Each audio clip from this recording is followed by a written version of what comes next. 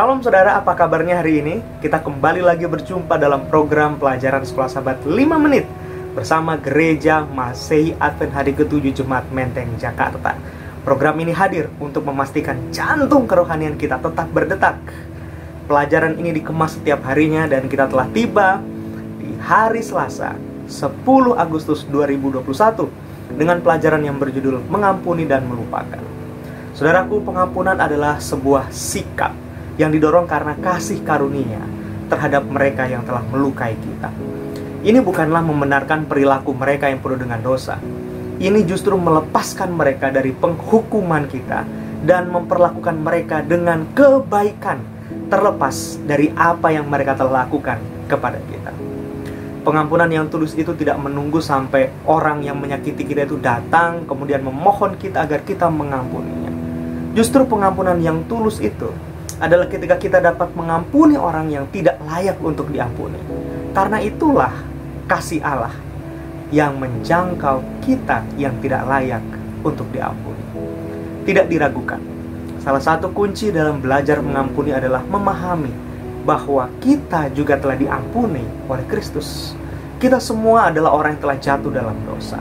Tidak hanya dosa yang kita lakukan di hadapan orang lain, tapi juga di hadapan Allah. Setiap dosa sesungguhnya adalah dosa terhadap Tuhan yang adalah pencipta kita. Namun di dalam Yesus, saudara-saudara, inilah berita baik dan ajaibnya. Kita dapat menuntut pengampunan total atas semua dosa-dosa yang telah kita lakukan. Ingat, bukan karena kita layak mendapatkannya, karena kita tidak layak, melainkan kasih karunialah yang melayakkan kita. Maka dengan begitu, akhirnya kita dapat memahami sebuah kebenaran yang penting. Begitu kita dapat menjadikan pengampunan itu milik kita, begitu kita mengalami sendiri kenyataan dan pengalaman diampuni oleh Allah, barulah kita dapat melepaskan dan mengampuni orang lain.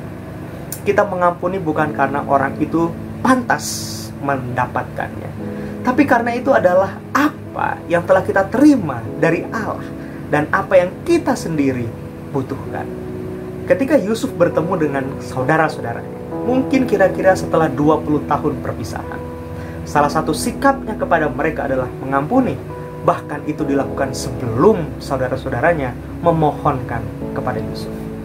Seperti yang kita lihat juga, Yusuf menawarkan kesempatan kedua untuk sebuah hubungan keluarga yang lebih baik. Tidak ada dendam, tidak jatuh lagi kepada pengalaman-pengalaman buruk yang terjadi di masa yang lalu. Memang hampir tidak mungkin untuk memulai lagi sebuah hubungan keluarga yang mana masing-masing adalah orang-orang yang tahu bagaimana cara menyakiti satu dengan yang lain. Tapi ingat, reaksi Yusuf berbeda. Tampaknya Yusuf ingin melupakan semua hal yang terjadi di masa lalu mereka. Yusuf mau bergerak maju dalam kehidupan yang penuh dengan cinta dan penerimaan. Seandainya saja saudara Yusuf memiliki sikap yang berbeda, mungkin saja kisah ini akan memiliki akhir yang berbeda. Akhir yang tidak bahagia. Paulus berkata dalam Roma 4 ayat 7 dan 8, berbahagialah orang yang diampuni pelanggaran-pelanggarannya dan yang ditutupi dosa-dosanya. Berbahagialah manusia yang kesalahannya tidak diperhitungkan Tuhan kepadanya. Bagaimana kemudian pernyataan Paulus ini saudara dapat meyakinkan kita tentang apa yang telah diberikan kepada kita di dalam Yesus? Dan bagaimana janji yang luar biasa ini seharusnya mempengaruhi hubungan kita dengan mereka yang telah menyakiti kita. Bagikan jawaban kita hari Sabat nanti di kelas diskusi Sekolah Sabat masing-masing. Pastikan kita tetap terhubung esok hari untuk menikmati berkat rohani melalui pelajaran Sekolah Sabat 5 menit. Jangan lupa untuk bagikan pelajaran ini saudara-saudara kepada sahabat-sahabat kita agar berkat yang sama juga dibagikan kepada mereka semua. Terima kasih, Tuhan Yesus memberkati.